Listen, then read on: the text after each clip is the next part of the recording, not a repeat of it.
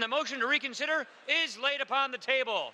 It's a once-in-a-generation change to the way Americans pay taxes, passed without a single vote from the opposition party Democrats.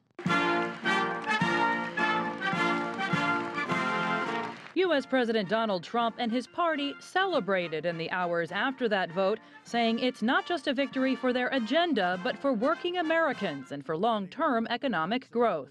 $3.2 trillion, just think of it, in tax cuts for American families, including doubling the standard deduction and doubling the child tax credit. The measure does lower taxes for almost all Americans, but the tax breaks for individuals expire after 10 years. And if they're not extended, they go back up. The bill also eliminates a core element of the national health care program known as Obamacare, dropping the mandate that all citizens get coverage. The Congressional Budget Office estimates that will cause 13 million Americans to lose coverage in the next 10 years.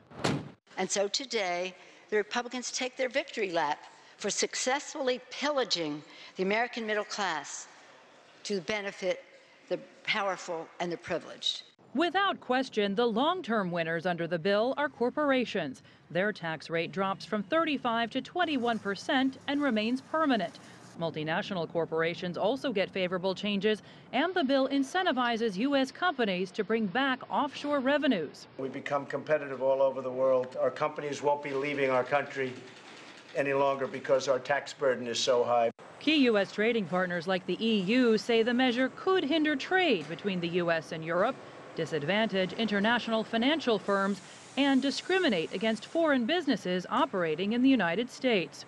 It gives the American corporations a bit of an advantage at home field in the U.S. as against other companies, and we've already seen some EU states and others begin to talk about whether or not this particular process that was followed, hasty and very self-referential, might be a violation of certain WTO provisions. According to government estimates, the new U.S. tax measure will add almost $1.5 trillion to the national deficit over the next decade. Supporters say the tax cuts will spur enough economic growth to offset costs. As they leave to return to their districts for the Christmas holiday, that's a message the president's party will have to sell to a skeptical American public.